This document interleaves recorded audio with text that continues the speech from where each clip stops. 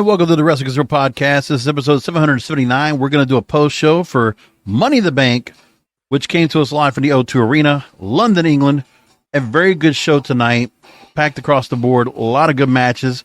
The Bloodline Civil War with the USOs winning pretty convincingly over Roman Reigns, giving Roman Reigns his first pinfall in almost, over 3 years. Then you got to also talk about the Money in the Bank winners and Io Sky and Damian Priest and what that creates right now in the booking scenarios for some interesting things right now among factions.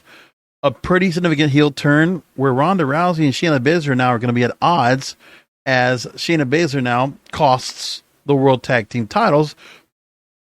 I like all these booking maneuvers. I like all these booking decisions a lot. That right there, those four are very solid. Seth Rollins defeating Finn Balor, setting up some more animosity now in that Judgment Day that was already there before. Dominic Mysterio dropping to Cody Rhodes. That's a lot of good stuff right there. 7 matches on the card. We're going to go and talk all about it. If you haven't checked out the show before, I hope you go ahead and continue to go ahead and subscribe. It's on Apple Podcasts, on Spotify. Please make sure to listen to the commercials, because it does help this show out in terms of the revenue. I don't ask for, a lot of donations or things like that. I just hope you're going to help out. And also, please remember to rate and review on Apple Podcasts and Spotify. Make sure to do that because it really helps out the show. I'm working my ass off to make sure this sounds good. I'm giving you the best content possible. And like I said, wrestling needs us, man. We need to go and give this different opinion here where the crowd's going to be very finicky about maybe production value, right? Oh, Michael Cole, we can hear him in double at the end of the World Heavyweight Championship match. Or, everybody has to have a thing where people can be somewhat where they are. The London crowd definitely performed well. The Hooligans were in full effect. They must have gotten a little bit drunk before they got in that night. Because remember, they're also doing this at 8 o'clock at night. And instead of running the show late to cater to the American crowd, the North American crowd, they actually ran at 8 o'clock London time. It's a very decent hour for them. 3 o'clock over here, but it was nice because I actually going and caught this, and a lot of people were actually pretty happy to go and see this in the middle of the day, to go and catch and to go and talk about it, and they can watch Collision afterwards, which I got a chance to check out as well. It's good. Nice, good chunk of wrestling for the day. So starting off the night, Money in the Bank ladder match, and Butch was a non-factor, but he came out there. He was strong. They definitely, you could just feel like the Pete Dunne character's in him. Maybe they're going to eventually go and change the character. They've been talking about that. The rumors have been going around. We'll see what happens there. Logan Paul was somewhat in the match, significant. Takes a hell of a table shot to get neutralized in that match. Ricochet out there doing the 630 onto the damn, what was it? Was it Escobar and I forget. Escobar and Butch, right? They were toppled up on the table on a ladder that was stretched out. Crazy stuff. But the focus, the crowd was definitely into the itching of the possibility that LA Knight could win the Money in the Bank briefcase. They tried to go ahead and make it as possible as it could be. And listen, they did a good setup, man. Towards the end of the match, LA Knight kicking everybody out of the ring, just throwing them out. Here's his chance to go up. The camera's set in the right spot where you just see LA Knight going up to grab the briefcase, and all of a sudden Damian Priest grabs up the choke and then drops LA Knight, and then he was able to get him down on the broken arrow, and it's good stuff. Fallen arrow. Good stuff. And like I said, Damian and Santos Escobar, not anybody I thought was going to be significant for this match. I'm just not in the LWO at all. And you know why? I mean, some people might just think, oh, this is cool, this is that, because it was like the Eddie Guerrero thing. But you're thinking of the WWE version of Eddie Guerrero, which, if I'm correct, the LWO never really got formulated in WWE. It was a WCW thing only. And it was just like the BWO. It's just like, okay, New World Order was your thing, and then just to get some kind of notice, a novelty was the LWO. And for WWE to go and bring it here and to kind of, bring it as a faction name for this group, it's whatever. It's kind of happenstance. For the younger crowd, I'm sure you're loving it, but for me, being a 40-year wrestling fan, doesn't make a difference to me whatsoever. It's whatever it is. I watch WCW. I watch Latino World Order. Different times, different things altogether. You're not necessarily the luchadors acting like luchadors, except for Rey Mysterio, who was a member. But that's just where I'm coming from with that. So LA Knight getting a good showing here. They made it where he got that close, got his hands on it. But LA Knight wouldn't have been the one to pick. I made my point 2 weeks ago. I made my point again this past Wednesday night. And I'm telling you again, Damian Priest, in the booking that I thought it was going to be, to see him go ahead and grab the briefcase. And then the way the setup was where this match came first, and then we got to the World Heavyweight Championship match later, and Priest comes out with the briefcase and interferes or distracts Finn Balor when he has him on Seth Rollins on the ropes and loses, and Damian Priest and Finn Balor have some animosity. That will play out on Raw. Perfect. We needed to see that. Now, you could have played a couple of scenarios, because like I said, Damian Priest with winning, you could have had Finn Balor win the World Heavyweight title. That's the one that you could have said right there, too. You could have seen the title change tonight because of the fact that then if Finn Balor's holding on to it, that thought process of like, well, Damian Priest won't say who he's going to cash in on. He'd had the backstage interview, says it could be on anybody. Like he made the point clearly, could be the IC title, the US title, Roman's title, or it could be the World Heavyweight Champion. So all bets are off on who he wants to cash in on. But the tease was brought in here. It was good. And Damian Priest right now with that briefcase is going to create animosity. Finn Balor losing because he's going to be...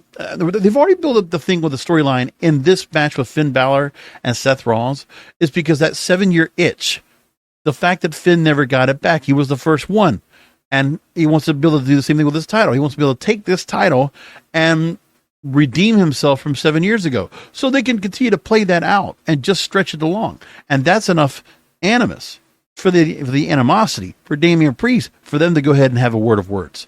So those two confronting each other in the ring, kind of a takeoff of the bloodline. Let's go with that. And let's see where it goes. I like that. It will stretch out into many weeks of storyline leading up to SummerSlam. I like that a lot. So Damian Priest holds on here, has that briefcase, and remember the Judgment Day being out there with Dom and Rhea being able to go ahead and do something to disrupt anybody that goes out there. But I think Finn and Damian Priest are going to have some words, and that's going to work out really well. So the shocker of really shockers was the fact that I didn't really care for this World Heavyweight, the World Tag Team title, Women's World Tag Team titles. Undisputed, by the way. So they've aligned them all together. Ronda and Shayna got it. Does it matter if they hold on to the belts? No, because what I said Wednesday was they don't have anybody to go up against those two for the belts. I mean, it's dominant. So let's just put it like this. No women were going to beat Ronda and Shayna for those belts. So what do?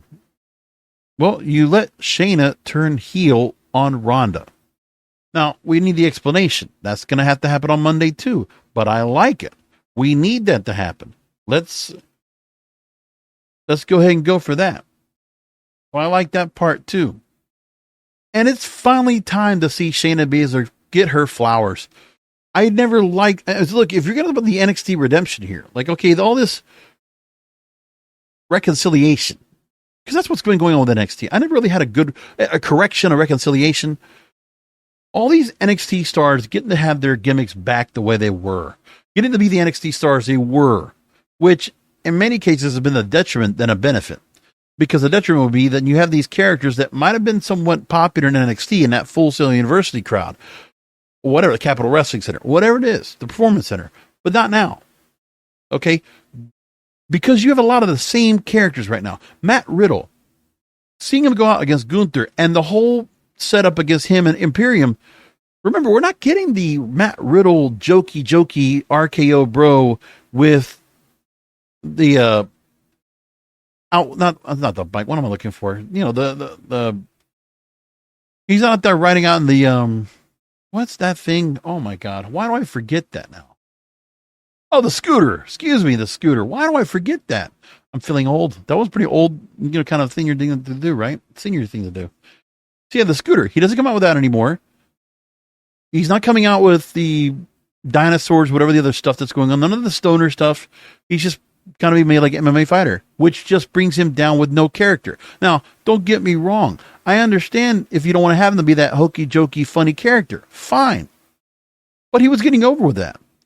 And taking that away from him, Triple H, you might have done him some damage, because even though he comes back here and he can come back in with a fresh gimmick, he can come back as the NXT Matt Riddle, but him being out there acting MMA and barefooted is not enough. He's not getting a chance to go ahead and show a character at all. He might have a little bit, even when he was just a little bit of camaraderie with Sami Zayn and Kevin Owens, okay, but still not much. It's just Matt Riddle's brought in with no fanfare. He's coming in flat now. And that's what sucks here. So Shayna Baszler was the same way. Now with Shayna Baszler and Nia Jax, there was a bit of like the buddy cop kind of feel to them. And Shayna Baszler was at least getting somewhat over with that. Now, we understand. It doesn't mean that she's going to get over like she should. She was mostly undefeated. She was the ace of spades. She was NXT Women's Champion for a long time. And then you bring her up here, and she's never, I mean, she was World Tag Team Champions already. And then you bring her up again with Ronda, and it's like, okay, Ronda's now accompanying Shayna, and we know what it is. The storyline, if you're going to go for the heel turn, is Shayna has felt like Ronda Rousey's shadow, and that's enough. That's what I think this is going to go. Like, that's what it is. I'm not casting your shadow. I'm not carrying your bags for you. I'm not second best. So Shayna and Ronda at each other. Let's have a feud with that. I like that. If Ronda feels happy to go along with that, let's go for it anyway. I think that's a very good idea. So Gunther over Matt Riddle. And by the way, 7 minutes, 45 seconds. Quick. Because it doesn't matter. Gunther has no competition. And we didn't have any competition until we saw Drew McIntyre. That's the real focus of what happened. Drew McIntyre comes back, and now, okay, he's going to go to the IC title. Great. That's a good feud to have. We can go that to SummerSlam, whatever you want. So Drew coming back, good. We can set things up with him and Gunther. And Sheamus is not in the picture anymore. Unless he gets to be brought back into it some way, somehow. I don't know. But Drew's back, and now he'll go after Gunther. Perfect. Gunther's strong. He's, look dominant. He's all set. Just got to give him somebody else to go and work off of and to continue to make that IC title matter. So this feature feud will be good. Just like how Sheamus and Gunther lit it up last year, same thing can happen here now with Gunther and Drew McIntyre. So no much there. Cody over Dominic. That was quick. 8 minutes, by the way, but still didn't need to be that long. Cody did a good job in the match. Cody completely over with this crowd. Like the crowd, this is where the crowd really got to be fun. And just a lot of crap being thrown at Rhea, a lot of crap being thrown at Dominic, a lot of praise thrown at Cody. The crowd made the match fun. Made it very fun. Io Sky wins Money in the Bank ladder match. And by the way, in that match, seeing the fact that Bayley and Becky were at odds with each other and about to go ahead and climb up to get the briefcase, and Io Sky finally getting her just desserts on Bayley, because we already know that Bayley's already screwed Io Sky over, and Bayley's kind of just been ignorant and just kind of just sweeping it aside. But it's time. If you want to get Io Sky to do something, and she's just not sitting there, you did something here with a storyline. Io Sky now being brought up and saying to yourself, okay, she's just been getting screwed over. Like, I think what they've really done is the damage control. Okay, no more Dakota Kai. She's been out of the picture. Just Bayley and Io. And now Io finally gets to go ahead. I'm guessing it's going to be a face turn right now. We'll see if that's what's going to actually happen. But I can see what that goes on. People were very happy to see Io Sky win and get the briefcase. Now, does she go up against Rhea Ripley? Or does she go after Asuka? I mean, well, yeah, one or the other. I mean, I guess. So if you want to go that route, we could go that route. That's fine. But when you look at the Raw side, Rhea and Io would be good. That'd be fun. But they're on the SmackDown side, so it wouldn't be that. It'll be Io and Asuka. So if you want to have that match, we know that should be a banger. That should be a good, I don't know if it's a dream match. No, they face each other. But yeah, let those two go at each other. That's good. And it'll be interesting to go ahead and see just a straight up match. Probably a little respect, but that's what it looks like right there. Zoe Stark taking some real hits in the ladder match. And Trish also taking some real hits in the ladder match. I was like, wow, that's amazing. Bayley and Becky getting locked up and EO getting the best on both of them. Very strong in that. I do like that a lot. We already talked about Seth and Finn. And Seth winning here, happenstance, that's fine. Seth winning here makes sense to me. That's what you want to do with that. Totally good with that there. And then with the Bloodline Civil War. So, Roman Reigns. You could have done either or. You didn't want to have Solo take the pin. No title on the line. So, Roman taking the pin here was one thing. Now, my question was going to be, now that the Usos beat Roman Reigns and pin him, and Paul Heyman goes crazy seeing this, Solo Sikoa getting blasted on the announce table, and like he's out of there. What do you do now? Like, do we see Roman Reigns mea culping to the Usos? Because I think that's what we might see. I don't know. I don't know if just the Usos just split up or not. Because I could very well see the Bloodline saying, okay, Roman's going to give them a chance to get those belts back. Something like that. Roman and Solo will not team up again, but I could see something where Roman has to go ahead and eat his words. The Usos challenged Roman, and now Roman has to go ahead and say, you know what? I need to be a better tribal chief. And he completely apologizes and goes mea culpa on them and tries to get them back into the fold. Because I think that's what Roman Reigns has to do. I think he has to try to get them back in, try to get the bloodline back together, try to amend. They could do that. Because even in the storyline, even in the talking back and forth, like they really did go after each other, but it wasn't to the point where it was completely severed. You could say it was, but I don't think it is. I think the Usos wanted to prove a point. They're still family. Remember, they told him in storyline, we still love you. We can't stand you. If Roman has been humbled here, then that's the good move to put right here overall. I like that move if we're going that route. Because that does make sense to me. If we're going to do something with that, let's go ahead and play that out. Because the bloodline being split up, I mean, you could still do something, but the Usos now already making their point. The Civil War's there. Let's see where Roman comes back and gives them power again. And the Usos will prove themselves back to tag team glory, win the tag team titles back, if that's what they're going to do, build that back up. Because I still feel like that sibling rivalry, this is the thing here, but still, it's family's family. And I can see where maybe even Paul Heyman, the wise man, will go ahead and try to create that possibility to see if they can make that happen. Because I think that's something they may very well do. So I'm going to look at that route just to see where I think about that. That's all I got. This is a very good show. There's no complaints on this show to me. The booking decisions were solid. Damian now at odds with Finn Balor. The way that outcome was for Judgment Day. Judgment Day had a bad night, except for Damian. So we can have that play out in a couple different segments. Shayna and Ronda now at odds. We're going to see that on Raw. Gunther and Drew McIntyre, we're going to see that on Raw. Like, there's a lot of things for Raw to have on this week. So you're going to have, kind of a few things. Cody, what does he do next? Now that he's finished with Dom, where do we go now? Who's Cody's future going to be up against when it comes to SummerSlam? Because 5 weeks of SummerSlam, we got to build up for that. Big stuff going on with that. And that's where things are. So here's what we got coming up. We'll do another regular program this Wednesday night. Then I have to do a post show for MLW's Never Say Never. I will be doing a post show for that Saturday night, this time next week. And then the week after that, we got TNA, Impact Wrestling Slammiversary. A Slammiversary again, that's going to be fun. We're going to get back to that again and see how that turns out. So again, we're going to have back going on for the next few weeks.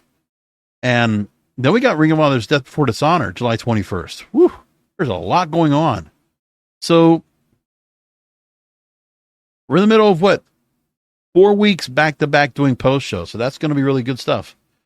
And we'll see how that works out. Simiversary in 2 weeks. Never Say Never for MLW next week. And then Ring of Honor Death Before Dishonor, July the 21st. And the 2 weeks after that, August 5th, SummerSlam. We will do post shows for all those right here. WrestlingIsReal.com, where you find the show here, and so much more. So we're going to leave it at that. We'll look at the fallout for Raw. We'll see what they do with Dynamite as they're setting things up for All Out, or should be All in London, which is coming up latter part of August. They just to keep looking right now, they got the Owen Hart tournament going on. Good setup for that. CM Punk, Samoa Joe are going to face each other for the first time in forever. That's going to be fun. The Owen Hart tournament, for what it was in the tournament, they're just setting some pretty interesting matches and all, which I like that too. Athena and Willow Nightingale next week on Collision for the women's side. And then Britt Baker's got to go ahead and face in action, which is going to be good too. So there's a lot there to go and look at. That's good stuff all across the board. All right, we're going to leave it there. We're going to come back Wednesday night for another Wrestling Is Real podcast. And keep an eye. We'll do a couple shows, like I said. Do post shows the next few weeks. We'll get that going for you as well. It's a lot. It is a whole lot. So thanks for listening in. And remember, you can also find yours truly on social media. Twitter, Facebook, Instagram, TikTok, at King of Podcasts. WrestlingIsReal.com is the website. All of my content, including my music playlist on Spotify, kingofpodcasts.com. Come back for another Wrestling Is Real podcast, because wrestling needs us.